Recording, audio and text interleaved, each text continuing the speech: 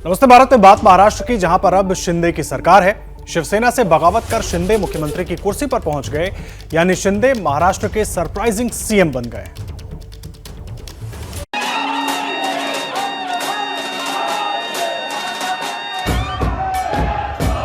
शिवसेना प्रमुख बाळासाहेब ठाकरे जी की हिंदुत्व की जो भूमिका है हम लोग बढ़ाने की कोशिश कर रहे हैं।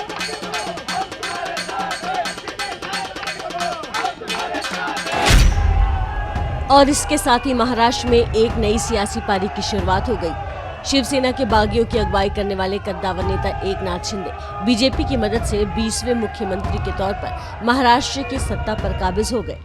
एकनाथ संभाजी शिंदे। इससे पहले शिंदे ने शिवसेना की नींव ही हिलाकर रख दी थी। उद्धव की अगुवाई वाली शिवसेना से 39 विधायक लेकर गायब हो गए थे। उद्धव के पास बची थी तो सिर्फ कुर्सी, जिसे उन्होंने छोड़ने में भी अपनी भलाई समझी और उनके इस्तीफे के दूसरे दिन ही डबल गेम हो गया। देवेंद्र फडणवीस को मुख्यमंत्री बनाने पर उद्धव ठाकरे इस साल नवंबर में होने वाले बीएमसी के चुनाव में इमोशनल कार्ड खेलकर बीजेपी को शिवसेना की टूट के लिए जिम्मेदार ठहरा सकते थे। इस इमोशनल कार्ड के जरिए उद्धव ठाकरे बीएमसी के चुनाव में शिवसेना की नैया पार लगाने की कोशिश कर सकते थे। इससे उद्धव ठाकरे को अपने राजनीतिक वजूद को फिर से खड़ा करने में मदद मिलती। खबर थी कि महाराष्ट्र की सियासत के चाणक्य कहे जा रहे देवेंद्र फडणवीस ही अगले सीएम होंगे, लेकिन ऐन वक्त पर एकनाथ शिंदे के नाम को आगे कर सभी को चौंका दिया गया। ये उनके दिल का बहुत बड़प्पन है, जिसके पास 120 विधायक होने के बावजूद ऐसा कोई ग्राम पंचायत और नगर सेवक का पद भी नहीं छोड़ता है। ये तो मुख्यमंत्री पद है। बीजेपी के इस फैसले ने सभी को हैरत में डाल दिया। शरद पवार भी बीजेपी के मास्टर स्ट्रोक को समझने में गच्चा खा गए। मैं कहूँगा और राज्य को आगे बढ़ाने के लिए जो भी करना है विकास के लिए हम सब आप लेकिन हमारे साथ रहिए। तो वहीं एक और अपडेट ये कि राज्यपाल भगत सिंह कोश्यारी ने कल महाराष्ट्र विधानसभा का विशेष सत्र बुलाया है, जिसमें शिंदे सरकार को बहुमत साबित करना होगा।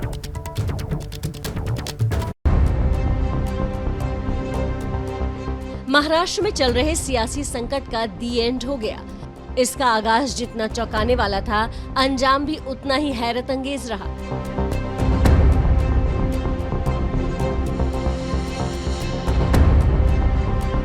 इक्कीस जून को अचानक शिवसेना के खेमे में हलचल मची और धीरे धीरे 39 विधायकों ने पार्टी से बागी होकर सूरत होते हुए गुवाहाटी और फिर गोवा में डेरा जमा लिया।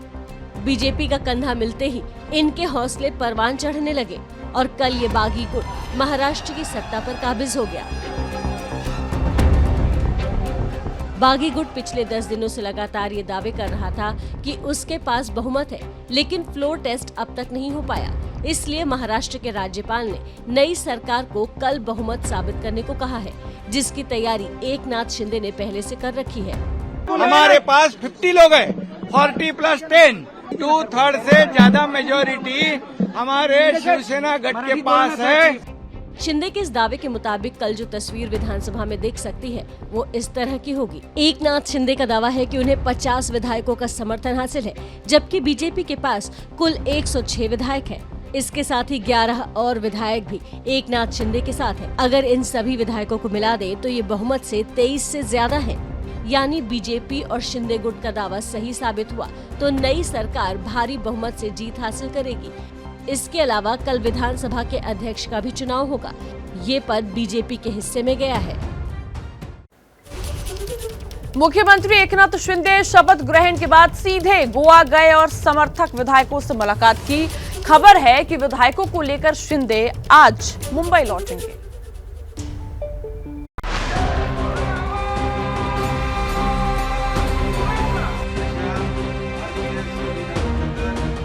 एकनाथ शिंदे ने जैसे ही सत्ता संभाली, गोवा में ठहरे शिवसेना के बागी विधायकों की खुशी का ठिकाना नहीं रहा, क्योंकि इसके साथ ही इनके मुंबई लौटने का रास्ता खुल गया।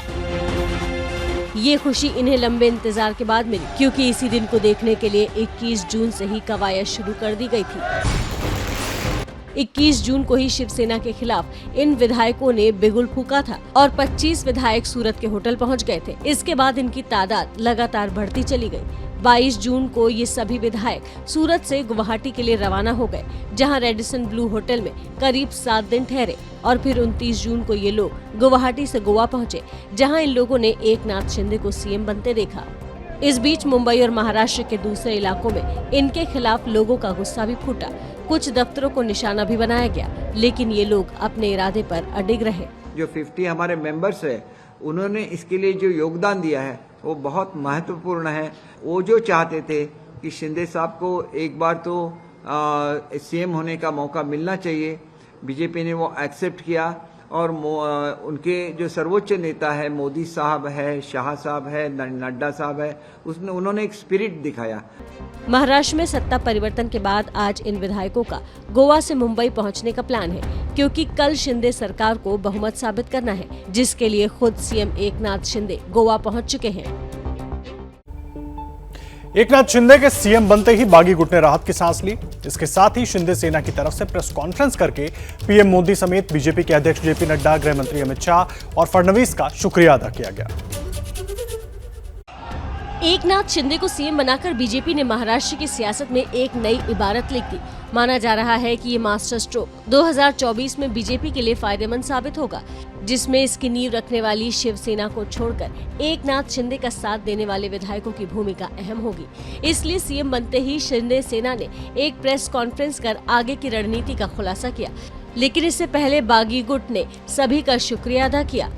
जो 50 हमारे मेंबर्स है, उन्होंने इसके लिए जो योगदान दिया है वो बहुत महत्वपूर्ण है।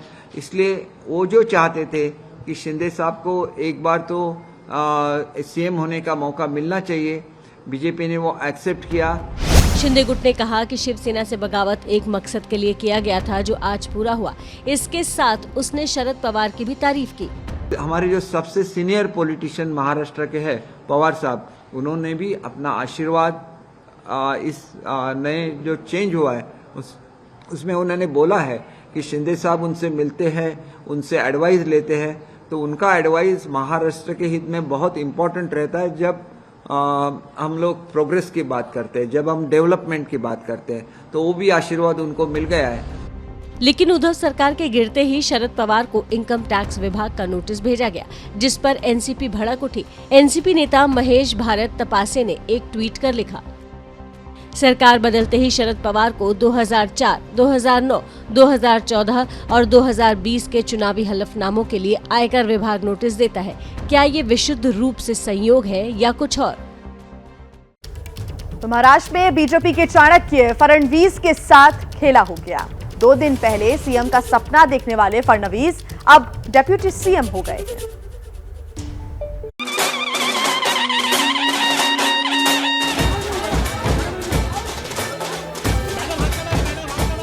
मैं इस सरकार को पूरे तरीके से सहयोग करूंगा।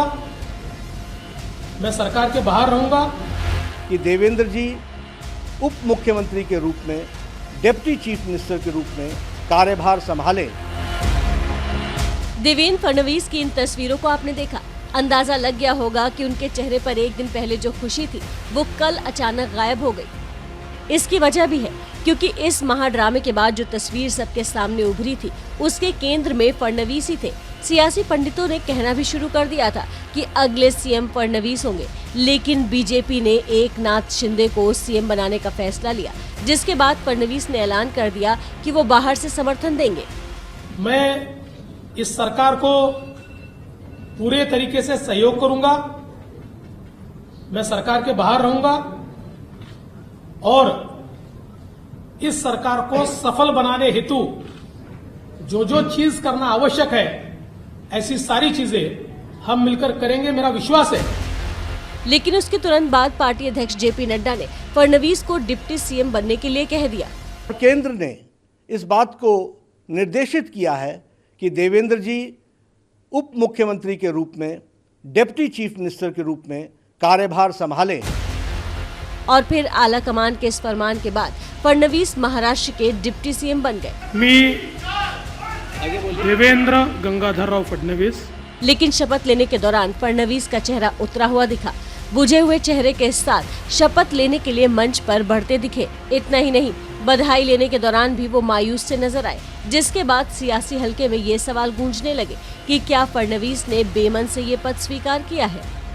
हालांकि बाद में फडणवीस ने ट्वीट कर अपनी मायूसी को ढकने की कोशिश भी की। उन्होंने लिखा, प्रामाणिक कार्यकर्ता के नाते पार्टी के आदेश का मैं पालन करता हूं। जिस पार्टी ने मुझे सर्वोच्च पद तक पहुंचाया, उसका आदेश मेरे लिए सर्वोपरि है। तो एकनाथ शिंदे को सीएम बनाकर बीजेपी ने सबको चौंका दिया। सवाल उठ रहा है कि महाराष्ट्र की नई सरकार में अचानक देवेंद्र फडणवीस को हटाकर शिंदे को नंबर 1 के पायदान पर क्यों खड़ा कर दिया गया है? क्या है बीजेपी का मास्टर प्लान? देखिए।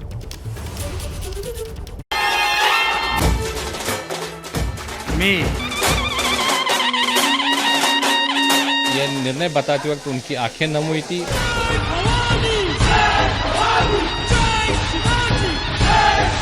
केंद्रीय नेतृत्व का आदेश हमारे सामने आया कि नहीं, आप वहाँ उप मुख्यमंत्री बनिए। मैं एकनाथ संभाजी। महाराष्ट्र की राजनीति में एकनाथ शिंदे ऐसा विजेता बनकर उभरे हैं जिस पर बीजेपी नेतृत्व ने भरोसा जताकर सबको चौंका दिया। शिंदे अब सरकार भी हैं और शिवसेना के उत्तराधिकारी भी। क्या यही बीजेपी का असल गेम प्लान है? तो ये हमारे लिए, सबके लिए बहुत शॉकिंग निर्णय था और वो हम सबको अपना ये निर्णय क्यों लिया है उसकी वजह बता रहे थे। घर पर काम करना जरूरी है, इसीलिए उनको रिक्वेस्ट की और आदेश भी दिया। इसी के चलते आज उन्होंने डिप्टी सीएम पद यहाँ पे स्वीकार किया। बीजेपी के इस दांव ने महाराष्ट्र की सियासी तस्वीर पूरी तरह से बदल दी है। सियासी पंडितों की माने तो शिंदे को सरप्राइज सीएम बनाकर बीजेपी ने एक तीर से कई निशाने साधे हैं। सीएम बनने के बाद शिंदे का सियासी कद इतना ऊंचा हो गया है कि उद्धव ठाकरे के सियासी वजूद के लिए खतरा बन गए हैं। शिंदे की शिवसेना पर दावेदारी और मजबूत होगी। ठाकरे परिवार से शिवसेना पार्टी को और उसके चुनाव चिन्ह को छीना जा सकेगा। शिंदे गुट की ताकत से बीजेपी और मजबूत होगी। बीजेपी के हिंदुत्व वाले एजेंडे को और बल मिलेगा। हम लोगों ने कोशिश की, मैंने भी कोशिश की, लेकिन हमें सफलता नहीं मिली, दुर्भाग्य से। और इसलिए ये जो कदम उठाया है, किसी को कुछ पाने के लिए ऐसा नहीं हुआ है। एक दांव से बीजेपी ने उद्धव से सीएम की कुर्सी छीन ली और वो कुर्सी शिंदे के हाथ सौंप दी। इस दांव को 2024 में होने वाले लोकसभा चुनाव से भी जोड़कर देखा जा रहा है। ये बहुत ही सोची समझी स्ट्रेटेजी मैं कहना चाहूँगा। लॉन्ग टर्म निर्णय उन्होंने लिया है। 2024 के हिसाब से, हिंदुत्व के हिसाब से, उसके हिसाब से ये निर्णय लिया गया, ऐसे मैं मानता हूँ।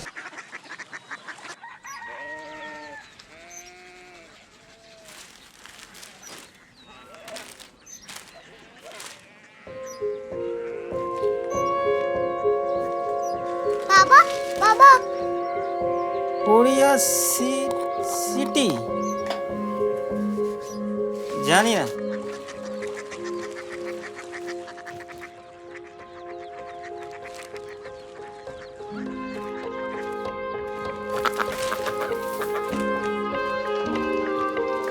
Korea city? हाँ।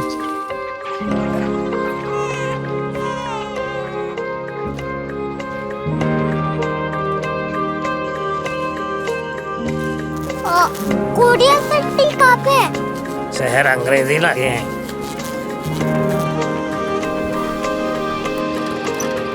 Korea city.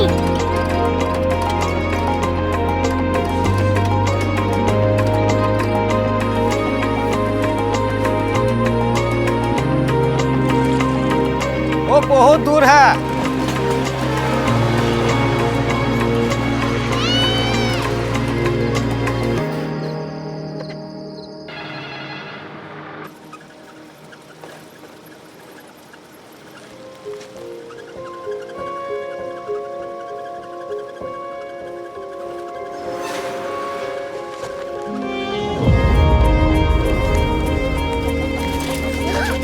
Korea city.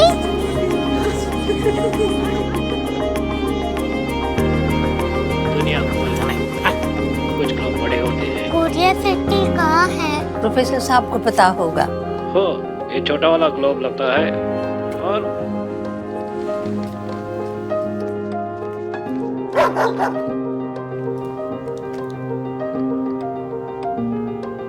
पता नहीं मेरी बेटी से जाके मिल लो, शायद उसे मालूम हो।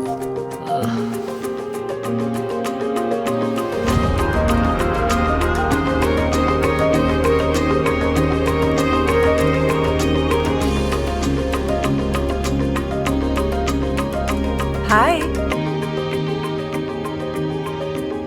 बाबा ने भेजा है। Come here. Korea city. Korea city नहीं, क्यूरियोसिटी। वो क्या? That's what brought you here? जो तुम्हें यहाँ तक ले आया। क्यूरियोसिटी।